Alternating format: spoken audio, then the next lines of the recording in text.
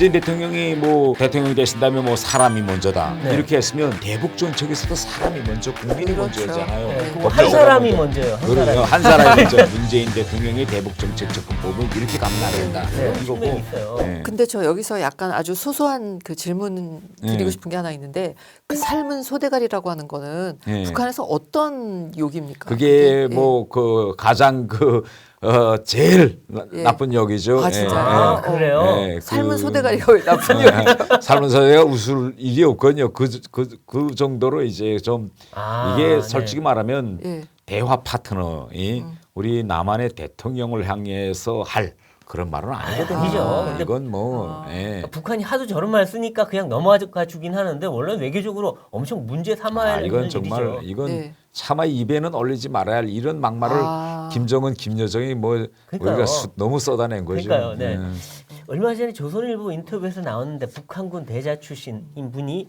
이 북한이 선거 때만 되면 이 사이버 댓글 조작 이걸로 대선판에 개입한다 이렇게 했는데요. 이게 상당히 오래된 얘기다 하는데 실제로 그런 건가요? 우선 이게 우리가 팩트 체크를 해보면 네. 북한이 해커 부대, 북한에 한 3천여 명의 해커 부대가 있습니다. 네. 이건 뭐 북한도 부인하지 않아요. 네. 우리가 TV나 이런 걸 통해서 대단히 세죠. 네. 두 번째로 지금 전 세계적으로 해커들이 동원돼서 이제 은행들을 이제 탈취해서 네, 돈을 그렇죠. 털어가는 일이 가상화폐 계속 엄청 빼먹었다 그랬죠. 그러면 우리가 보세요. 댓글 하는 거하고 은행을 털다든지 네. 아니면 소니 픽처스와 같이 엄청난 두터운 방어만을 치고 있는데도 뚫고 들어가는 북한의 해커 부대가 네. 댓글 작전 정도 하는 건 이건 일도 그렇죠. 아니에요. 일도 아니다. 네, 일도 아, 아닙니다. 네. 그래서 만일 우리가 지금 구체적으로 어느 해커 부대가 어느 데서 어떻게 댓글 하는지 이 추적 경로는 지금 우리가 찾지를 못하고 있지만 네. 저는 당연히 네. 이 대선판에서 이제 북한이 개입한다면 해커들을 통해서 댓글 공작도 저는 당연히 가능성이 크다고 저는 생각합니다. 그럼 아무래도 여당 쪽 후보에게 유리한 댓글 공작이 있을 수 있겠네요. 이 우리 충북 간첩다 사건 통해서 다 우리가 보지 네, 않았습니까? 네, 공소장에도 다 나와 있죠. 충북 동지에서 이재명 네, 그다음에 얘기했죠. 충북 동지다 지시해서 뭐 시민단체는 네. 어떻게 네. 하고 뭐 다 우리가 이건 뭐 북한의 지령이 왔다는 건 우리가 이미 충북 간첩단 공소장에 다 나온 네. 이런 네, 이야기들입니다. 네, 네, 네. 그 태 의원님이 이미 그 윤석열 후보에게 많이 조언을 했을 것 같기는 한데 예. 그 대북 정책이라는 게 북한에 끌려다니지 않으려면 어떻게 중심을 잡아야 된다고 생각하십니까? 저는 투 트랙으로 가야 된다고 네. 생각합니다. 네. 첫 번째 트랙은 네. 국제사회와 대북 공조 이 틀을 네. 계속 유지해야 됩니다. 네, 네. 이게 쉽게 이야기하면 뭔가면 북한이 핵무기를 가지고 있는 한 북한에는 개발 협조를 주면 안 된다. 개발 협조를 주면 국제사회가 북한을 핵보유국을 인정한 거로 예, 된다. 그렇죠. 이게 유엔의 결의입니다. 네. 그래서 개발 협조라는 건 북한에다가 인프라를 깔아주는 철도나 도로, 뭐 공장 이런 네. 거는 이제 개발 협조 항목에 네. 왜 개발 협조라는 건 목표가 발전 능력을 향상시키는 그렇죠. 겁니다. 네, 네. 그러니까 핵을 가지고 있는 한 발전 능력은 안 된다. 이게 네. 국제인데 지금 민주당이나 저 문재인 정부나 이거는 핵을 가지고 있는데 국제적으로 합의상을 깨고 도로, 철길 다 해주자는 거예요. 그러니까 이건 대북 공조를 깨는 겁니까? 이건 하면 안 돼. 이 트랙가 네. 두 번째 트랙은 뭔가면 인도적 지원 문제입니다. 네. 그러면 이 인도적 지원은 제재 밖의 문제인데 인도적 지원 같은 거는 저 같은 사람은 네. 대폭 우리가 더 확대해야 된다. 네. 식량 지원, 네. 약품 지원 이런 것도 확대해야 되고 그 다음에 인적 교류를 저는 많이 드려야 된다고 생각합니다. 그렇죠. 예. 네. 아니 어쨌든 사람이 서로 만나고 얘기하고 소통해야 결국은 이해도 더 가까워질 수 그렇죠. 있고 그래서 저는 대북 제재와는 상관이 없어요. 삼권이와 네. 상관이 없습니다. 그래서 네. 제재는 제재를 유지하면서 제재 밖에서 네. 할 수 있는 인도적 지원, 인적 교류는 앞으로 윤석열 후보가 되면 이건 그렇죠. 문재인 대통령 때보다 더 이제 많이 더 열심히. 더 열심히 아, 확대할 네, 겁니다. 네.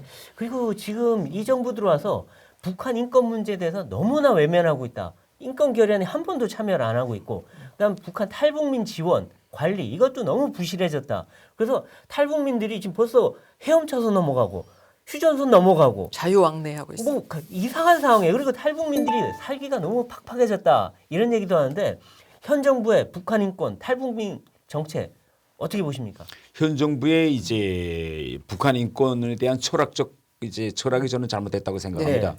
우리가 북한 인권라면 가해자와 피해자가 있습니다. 네. 그러면 가해자는 당연히 김정은 정권이고 네. 피해자는 북한 주민인데 문재인 정부의 철학은 뭐냐? 가해자인 김정은 정권과 뭘 좀 어떻게 잘하면 해결되지 않을까 이렇게 네. 생각. 그러니 피해자인 북한 주민은 당연히 무시해도 된다. 그렇게 이런 이제 되는. 접근법이 저는 대단히 이제 그 맞아요. 저는 그런 것 잘못됐다 같아요. 이렇게 그러니까 생각합니다. 정말 국민을 바라보는 게 아니라 독재자 한 명만 바라보는 그렇죠. 느낌이 들어요. 그러니까 문재인 대통령이 뭐 대통령이 되신 다음에 뭐 사람이 먼저다 네. 이렇게 했으면 대한민국 국민과의 정책에서도 사람이 먼저지만 대북 정책에서도 사람이 먼저 국민이 그렇죠. 먼저잖아요. 네, 그거 독재자가 한 사람이 먼저. 먼저예요. 한 그래요. 사람이. 한 사람이 먼저. 그러니까 저는 이게 그 인권 변호사 출신인 문재인 대통령의 대북 정책 접근법은 이렇게 가면 안 된다. 네. 이거고 탈북민들에 대한 이제 문재인 정부의 정책도 이제 대단히 탈북민들이 이번에 많이 서해감 느꼈죠. 뭐 문재인 정부 들어와서 진짜 굵직굵직한 그런 사건들이 많았어요. 아, 그렇죠. 뭐 한성욱 모자 이제 아사 네, 사건이라든가 맞아요. 네. 더한 건 뭐냐 북한에서 내려온 어부 두 명 네. 정연 아, 눈을 가리고 싸매고 뒤로 코숨줄 코숨줄로 해가지고. 묶어서 간 데려다가 판문점에서 북한 군인들에게 던져줬어요. 그렇죠. 네. 이거는요. 네. 이거는 대한민국 정부가 할 일이 아닙니다. 아, 그럼요. 아니 생각해 보세요. 중국도요. 중국 공산당도 네. 탈북민들을 북한에 보낼 때 보내기 전에는 밥상 잘 차려주고 아이고 네. 너 얼마나 힘들겠는데 밥이라도 한 끗 잘 먹고 가. 네. 북한 공산당도 안 대묻고 이렇게 왜 안 가겠다고 발버둥 쳐요 탈북민들 예. 북한에. 그럴 때도 아이고 밥 먹고 그 배고프면 또 와. 뭐 이러면서 달래서 압록강가 넘어갑니다. 그럼 넘어가면 다들 물 주고. 그러니까 북한 사람 중국 공산당도 넘겨볼 때는 동정의 빛이 있어요. 예. 아니 같은 동포가 그것도 정부가 그 사람이 안 가겠다고 어디 가는지 모르게 눈을 싸매고 그러니까요. 밧줄에 묶어서 북한 군인들에게 던져줬다. 아니 이거 어떻게 생각하세요? 아니 일단 이분들이 귀순 의사를 밝혔잖아요. 네. 귀순 의사를 밝혔으면 국민이 되는 거예요. 근데 그 국민을 이 사람이 설사 뭐 안 된다고. 살인을 했는지 명확치는 않지만 살인을 했다고 다시 보내버린다. 이거는 아니죠. 그리고 설사 그 사람들이 살인을 했다고 해도 북한 정치 통제 영역에서 벗어나서 우리한테 기순의사를 밝혔으면 우리 헌법에 요구해서 그 순간부터 우리 국민이고 예. 네. 우리의 사법절 차를 받아야 아 그렇죠. 됩니다. 우리 사법처 당연하죠. 처벌할 수 있어요. 왜 그러냐면 지금 현재 탈북민들 속에서 여기에 와서 우리 사법 절차에 따라서 감옥에 간 분들도 있요 네네. 그렇게 하면 되는 겁니다. 그래서 네, 자기 잘못하면 감옥 우리 가는 법의 거죠. 절차 처벌도 우리 법에 따라서 해야 네, 하면 되는데 되죠. 이걸 넘겨버렸다는 건요. 네.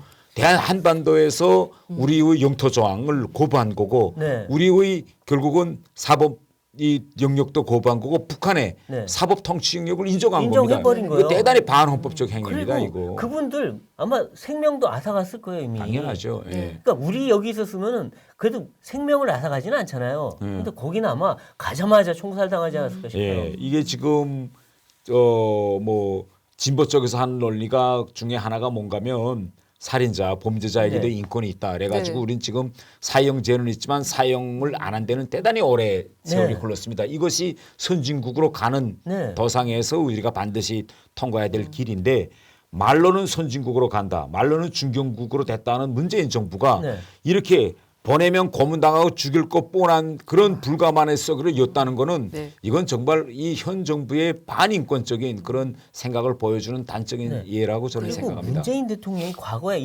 본인이 인권 변호사라고 했을 때 그 선상 반란 사건이 있었어요. 그 조선족들이 죽였다고요. 그 선상에서 많은 사람을. 그 사람들도 인권이 있다고 이 사람이 끝까지 변호했던 분이에요. 예. 그런데 막상 북한에서 내려온 분들은 다 올려보냈어요. 죽든가 말든가. 그 바로 북한 주민을 바라보는 정책이 아니라 김정은을 바라보는 그러니까요. 출발점이 그거예요. 그겁니다. 그렇죠. 그건 것 같아요. 네. 네. 저희가 지금까지 국민의힘 태영호 의원 모시고 이제 여러 가지 얘기를 들었는데 제 기억에 남는 거는 그 북한 전직 엘리트 외교관이 본 한국의 문재인 정부의 대북 정책 이 갖고 있는 한계 그 부분이 굉장히 날카롭게 지적이 된 것 같고요. 그리고 이재명 후보가 내는 대북 정책이라고 하는 것이 얼마나 비현실적인지 네. 북한의 눈에서조차 그게 비현실적으로 보일 거라는 얘기 굉장히 기억에 남습니다. 네. 그리고 제가 한번 끝나기 전에 부탁 한번 드리고 싶은데 이 북한의 도발, 안보 위협 이런 것에 대해서 화끈하게 펀치 한 번만 날려주시죠. 이걸로 끼고 해야 되는가요? 아니, 그냥 하셔도 치셔도 그저 됩니다. 이렇게 치면 네. 되나요? 너무 빵 치지 마세요. 아 그래요? 아니, 너무 좀 아니. 큰일이죠. 아닙니다. 아, 네, 좋습니다. 네, 아이고. 네, 오늘 태영호 의원님 모시고 얘기 들어봤는데 정말 안보 문제, 북한 문제에 대해서 상당히 들을 만한 식견들을 많이 듣게 됐고요. 또 의외로 정치적인 얘기 상당히 재미있게 많이 들었습니다. 여러분, 태 의원님 랩 한번 따라해 보시죠. 네, 오늘 정치 펀치는 여기까지입니다. 나와주신 태 의원님 감사드립니다. 저희는 다음 시간에 더 화끈한 펀치로 찾아뵙겠습니다. 고맙습니다. 감사합니다.